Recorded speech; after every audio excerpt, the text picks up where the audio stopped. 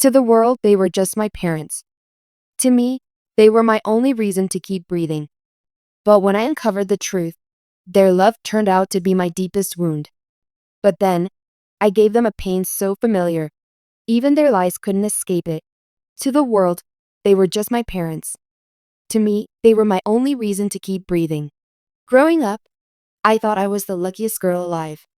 My father, Raghav Mehra, respected, sharp, charming in that quiet, stern way. And my mother, Anjali Mehra, the soft presence that held every storm in our home together. Everyone envied my family. Perfect smiles. Perfect dinners. Perfect lives. But behind our polished walls, it was different. I wasn't allowed to speak too loudly, or ask too many questions, or show sadness that couldn't be fixed with a smile. My emotions were dressed up in silence, like the kind of child that didn't disturb the glass table in a room full of guests. Still, I believe they loved me.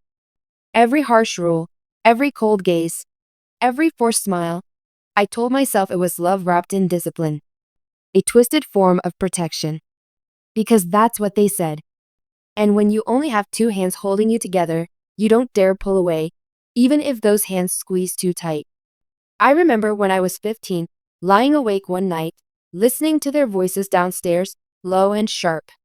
Words like adoption, real one, and never meant to know floated through the vents. I thought it was about someone else. It wasn't. They never told me the truth. Not until the night everything burned down. It began with a letter. Hidden inside my father's study drawer beneath old property papers and award certificates. A letter dated 20 years ago. From a woman I had never heard of. To my sweet daughter, I hope one day this reaches you. I stopped breathing. Every word in that letter bled into my skin like ink that had been waiting too long to be read. She spoke of giving birth under forced silence, of being told her child died during labor, of the powerful couple who paid to erase her existence from the records. My hands shook. I was the child, and they were the thieves of my beginning. That night, I confronted them. My voice trembled with the weight of every lie they had ever fed me. You told me I was yours? I whispered. My father's face didn't flinch. My mother lowered her gaze but said nothing. Tell me it's not true. Tell me she's lying. My father stood up, calm as ever, and said the words that changed everything. We gave you a better life. That should have been enough. Better? He meant a life of obedience, of suppression, of lies wrapped in love. I ran that night. For the first time, I ran not out of fear, but because I knew I had nothing left to protect. But I wasn't broken. Not yet. I needed the truth. And I was going to dig until every mask they wore crumbled at my feet. The night I left that house, I felt cold, but free. I didn't have a plan. Just a burning inside me, hotter than any truth they tried to bury. I booked a cheap motel and spent 2 days staring at that letter, rereading every sentence, memorizing the loop of her handwriting like it could stitch something back together in me. Her name was Mira Deshmukh. She had been 23 when she gave birth to me. According to the letter, she wasn't married. She wrote about loving a man who promised her forever but vanished when she got pregnant. Her family called her a disgrace. She had no one. No support. Just her swollen belly, a silent hospital room, and then silence. Until the Maras came. She was told you died. But I know my baby was alive. I know it. Because when they wheeled me out, I heard a cry. Yours. I swear it on my life. It read like a scream locked inside paper. The name of the hospital was there. The date. The city. And one more name. Dr. Vishal Anand. I looked him up. Retired. Lived 3 hours away. I called, pretending to be a journalism student working on a story about illegal adoptions. He was hesitant. Said he didn't remember. That he was old. That it was so long ago. So I did something I never thought I'd do. I went to him. In person. He opened the door with slow, heavy eyes. And the moment he saw my face, He froze. Not in confusion, but guilt. Who are you? He whispered. Your unfinished chapter, I said, holding up the letter. He didn't deny it. Not once. He broke down that night. Told me everything. How Rogov and Anjali came with a check large enough to silence every law. How they wanted a child without the mess of legal adoption. How they paid Mira's hospital bills and forced the staff to record me as stillborn. The paperwork was doctored. The system helped. And just like that, I became theirs. They stole me. And made me thank them for it. I don't know how long I cried. Maybe hours. Maybe just minutes. But something inside me shifted that night. Like grief had finally carved out the last soft piece of me. I wasn't a daughter anymore. I was evidence. And I knew exactly what to do with that power. But before revenge, I needed her. I needed Mira. I found her in a small coastal town 2 states away. She ran a bookstore. Alone. Quiet. Aging but graceful in a way that made me ache. I stood at her doorway with the letter in my hand and a storm in my chest. She opened the door. Our eyes met. And something passed between us, like a heartbeat she'd been waiting to hear again. I think you wrote this, I said. She reached for it, her fingers trembling. And when she looked up, she whispered one word, Arohi? I broke. Right there, in her arms. I broke. I stayed in that small coastal town for 5 days. 5 days of tears, silence, and stories whispered between teacups and late evenings. Mira never remarried. She never had another child. Her life had been a long chain of quiet days and unanswered questions. But the moment she held me, it was as if time rewound itself. She never asked why I came, or how I found her. She just knew. She had kept my baby photos. Not real ones, of course. Just sketches, images she drew from her memories of my face the moment I was born. She said she'd see me in strangers sometimes. Hear my laughter in the breeze. And every birthday, she'd light a candle for a girl she wasn't allowed to love. I asked her why she never fought back. She smiled. But it wasn't warm. It was the kind of smile that holds too many cracks. Some truths, Beta, are buried so deep even justice forgets them. But I never forgot you. Not for a second. We didn't talk much about the Maras. At first. But I needed her to know. To understand the kind of parents they pretended to be. The fake affection. The strict control. The manipulation disguised as care. How they made me believe I owed them every breath I took. And Mira. She cried. But not just out of sorrow. Out of rage. They didn't just steal you, she said. They erased you. And they erased me. That's when the idea was born. I told her I didn't want to just expose them. I wanted to make them feel what we felt. Slowly. Without escape. Without noise. I wanted their perfect world to rot from within, one lie at a time. And Mira. She didn't stop me. She simply nodded, held my hand, and said, then let's start peeling the mask. I returned to the city. The house I once called home now looked like a mausoleum of fake memories. I didn't go inside. Instead, I began from the outside. Quietly. I filed an anonymous tip to the press about irregularities in Dr. Vishal's old records. I leaked old documents I'd copied from my father's drawer. I used a friend's help from law school to craft a trail, one that hinted at an illegal child procurement scandal from 2 decades ago, involving a well-respected couple. I didn't name them. Not yet.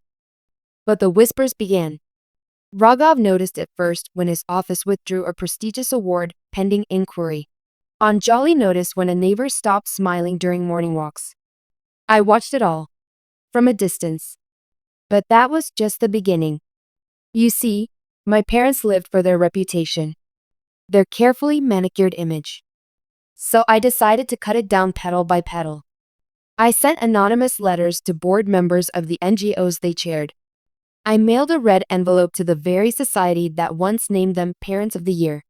Inside it, a copy of Mira's letter, and one line in my handwriting. What kind of love starts by erasing a mother? Their world began to shake. But not enough. Not yet. So, I went deeper. I befriended a journalist. Fed her the full story under the condition that she'd keep my identity hidden. Until the moment I said otherwise. She agreed. And the pieces began falling into place. But revenge is never just strategy. It's personal. It burns. And one night, it nearly consumed me. I stood outside their house. Same lights. Same windows. Same curtains. And I asked myself, what if they come out and say they love me? What if they finally beg for forgiveness? Will it be enough? But I already knew the answer. Love without truth isn't love. It's possession. The article went live on a Wednesday morning. Front page. Headline bold enough to stop hearts. Respected city couple implicated in 2-decade-old illegal child adoption cover-up. No names. Yet, but the clues were undeniable. A well-known industrialist. A celebrated philanthropist's wife. A baby stolen from a single mother. A retired doctor finally breaking silence. And a child, once thought lost, now rising from the shadows. Social media exploded. Reporters gathered outside their gate.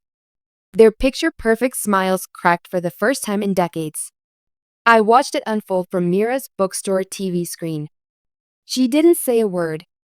Just poured me tea. As if we were watching a quiet thunderstorm we had predicted together. By evening, Dad held a press conference. He looked stiff, controlled, polished like always. These allegations are baseless. We've loved our daughter with every ounce of our hearts. We adopted her legally. Anyone suggesting otherwise is misinformed or malicious. My mother stood beside him. Eyes hollow. No emotion. Like a statue built out of shame. They were good actors. I'll give them that. But the world was no longer their audience. I was. And the stage was mine. That same night, I sent the journalist a final file. It contained the original letter from Mira, an audio recording of Dr. Vishal's confession, a notarized affidavit with details from Mira's delivery, a birth record that had been scratched out, then digitally restored, and one more thing, a photo of Mira holding a newborn, me, in the hospital bed, tears in her eyes, time-stamped. The journalist looked at me, her fingers trembling. You sure you want to go public now? I nodded. I wasn't hiding anymore. The next morning, my name was everywhere. Not as Arohi Mehra, but as Arohi Deshmukh. Their daughter no more. The world gasped. The same people who once praised my parents for their grace, their kindness, their parenting, now whispered behind their backs. That week, their foundation sponsors pulled out. The board of directors at my father's company asked him to step down pending investigation. And the society they once ruled over with pride locked its gates to them. But the real pain was still to come. Because you see, they hadn't lost me yet. They still thought I was angry, hurt, reacting. What they didn't realize was, I had been planning. I didn't just want to expose them. I wanted to redefine them. And so, I gave my first public interview. Not to a news channel, but to a live-streamed open mic where I stood on stage and told my story. I didn't scream. I didn't accuse. I simply began. To the world, they were just my parents. To me, they were my only reason to keep breathing. But then, I found out they built my life on someone else's ashes. Tens of thousands watched. And that day, their legacy died. Not in a courtroom, but in the heart of every person who once believed in them. After my interview, the silence from their side was deafening. No statements. No press. No attempt to reach out. Just silence. But I knew them too well. They weren't staying quiet out of guilt. They were calculating. My father would be weighing damage. My mother would be rehearsing apologies, if not for the public, then for the mirror. They were too obsessed with image to fade away quietly. But it was already too late. Their names were whispered in shame now. I returned to the city 2 weeks later. Not to the house. That place was no longer mine. But to tie one last knot in the rope they thought they could hang my identity from. I filed a legal petition to officially change my surname to Deshmukh. The media called it symbolic. For me, it was spiritual. I was no longer a Mira. I had never been. I got a message from Mira that night. Your father came here. I froze. She told me he showed up at her bookstore, unannounced, desperate, angry. He didn't yell. He begged. Begged her to tell me to stop. Said he was losing everything. That he did what he did because they couldn't have children and were saving me from a miserable life. Mira didn't flinch. She told him, "You didn't save her. You stole her. And now, she's just taking herself back." He left without another word. And that's when I knew. He was finally breaking. But it still wasn't enough. Not yet. They had built their lives on someone else's loss. And mine. They took Mira's motherhood and twisted it into pity. They turned my pain into gratitude. That doesn't get erased with headlines or shame. No. They needed to be left with what they feared most. Nothing. I filed one final lawsuit. A civil case demanding damages for emotional trauma, falsified identity, and illegal custody. The money wasn't the point.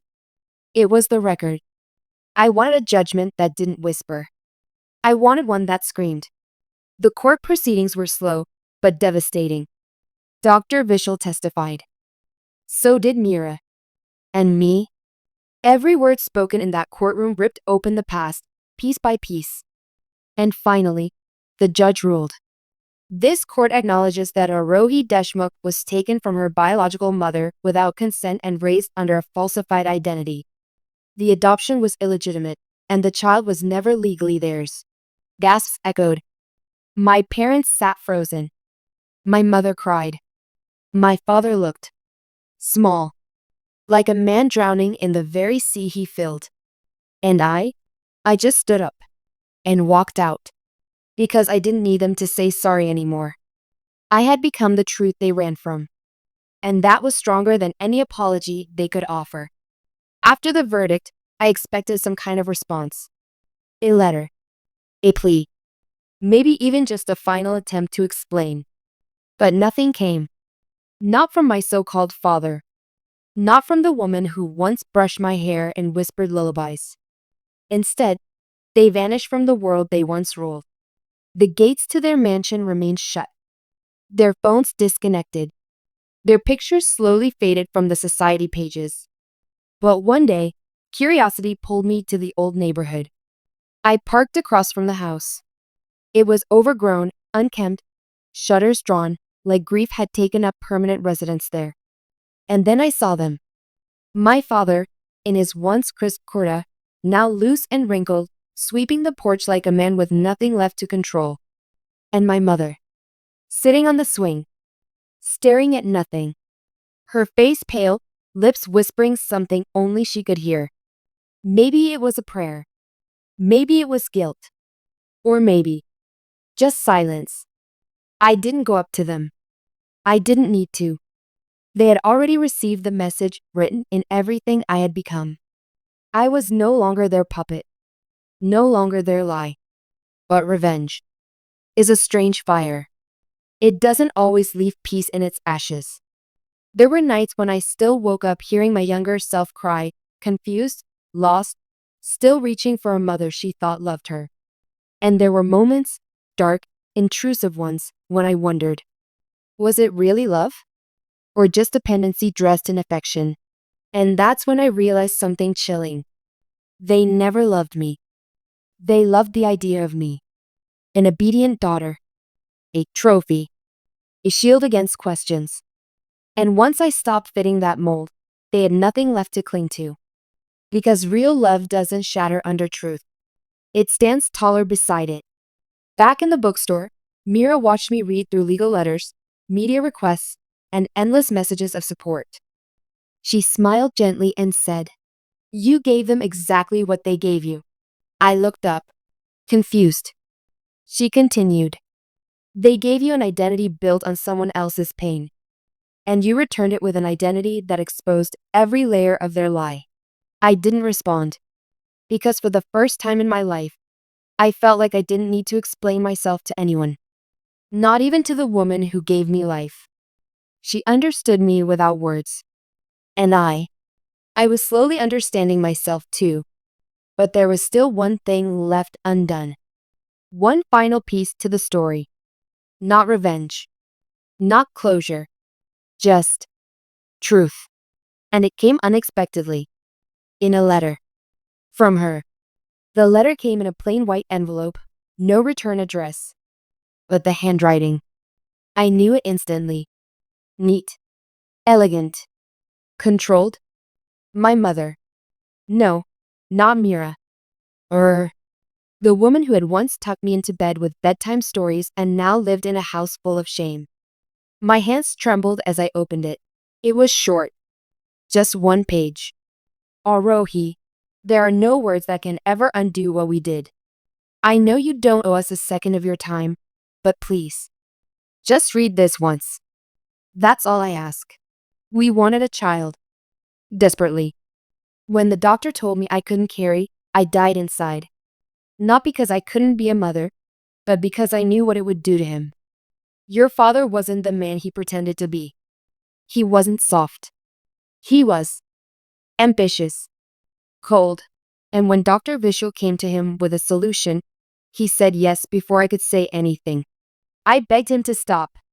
I even tried to return to the hospital once, but it was too late. The papers were forged. You were already home. And when I saw you in that crib, I broke a little more because you were perfect. And you were not mine. Not really. But I tried. I tried to love you like I carried you. And maybe, in some twisted way, I did. But I see now that all I ever did was cage you in a life built on my silence. And for that, I will never forgive myself. I know you hate us. Maybe you should. But please believe this. Whatever we took, you gave us more than we ever deserved. And now, the house is empty. Not because you left, but because the truth finally filled all the space we used to hide in. I'm sorry. I am so sorry. That was it. No manipulations. No excuses. Just the crumbling remains of a woman who had lost the only child she ever knew. To truth. I folded the letter and tucked it inside a book. Did I cry? Yes. Not for them. For me. For the little girl who once looked up at her mother and thought love was unconditional. And now knew better. That night, I sat beside Mira on the bookstore floor. She was fixing an old lampshade. Quiet. Peaceful. I handed her the letter. She read it slowly, expression unreadable. When she finished, she looked at me and whispered, "You don't have to forgive her, but you can free yourself." I nodded, because forgiveness wasn't for them. It was for me. I had carried their secret for so long, I hadn't realized how heavy it had become. But now I was weightless. I didn't just take back my name. I took back my soul. But still, there was one final truth the world didn't know. A truth even they hadn't uncovered. And when I revealed it, it would shatter everything they thought they had left. Because sometimes, revenge isn't just about justice. It's about legacy. And I was about to rewrite theirs. In fire. The world thought it was over. They thought the court's ruling, the interviews, the fall from grace, it all marked the end of my story. But they didn't know me. They didn't know that for someone like me, the real ending wasn't about punishment. It was about truth echoing through time. About ensuring no other life could be rewritten the way mine was. So I made my final move. Not with vengeance, but with fire. I wrote a book. Not a memoir. A confession of everything they did. The lies, the stolen years, the carefully crafted image of a perfect family built on another woman's ruin. I named it Unadopted, the daughter they invented. It wasn't just about my story. It was about systems that allow stolen children to be passed off as blessings. About how silence, wealth, and fear let people become gods in their own homes, answering to no one. I included court transcripts, testimonies, scans of forged papers, a full interview with Dr. Vishal. I didn't change names. I didn't blur faces. Because the world needed to know. Monsters don't always live under the bed. Sometimes, they tuck you in at night. The book exploded. Media outlets called it the revolution of a survivor. Psychologists, legal experts, even lawmakers reached out. And soon, a movement began. Petitions for stricter adoption verification laws. A formal inquiry into child identity fraud. And everywhere I went, people whispered my name like a battle cry. Arohi Deshmukh. Not Mira. Not mistake. Not stolen. Just me. Months later, I received an anonymous envelope. Inside it was a photograph. A house, half empty, being sold. Furniture covered in white cloth. Silence painted across every surface. And in the corner, a note. Sold. Final possession date. 17. It was their house. The one I once called home. Gone. Everything they built. Every light. Every polished frame. Every Sunday brunch with people who adored their perfection. It had all collapsed. They sold it. Because no one wants to live inside a lie once it's become someone else's truth. And as I held that photograph in my hands, I realized I didn't destroy them with fire. I simply removed the oxygen they used to breathe. Now, I live in a small flat with Mira. She still runs her bookstore. I help with events. Sometimes, we laugh about how full circle life is. Sometimes, we cry. But mostly, we live freely, honestly. No masks. No lies. No cages made of love. And if you ask me what happened to the Maras, I'll tell you this. They vanished. Not into exile, but into irrelevance. And maybe that's the worst kind of punishment. Because once upon a time, they stole my identity. Now, I made sure no one would remember theirs. Because in the end, they taught me how to bury the past. But I taught them what it feels like to be buried while still breathing.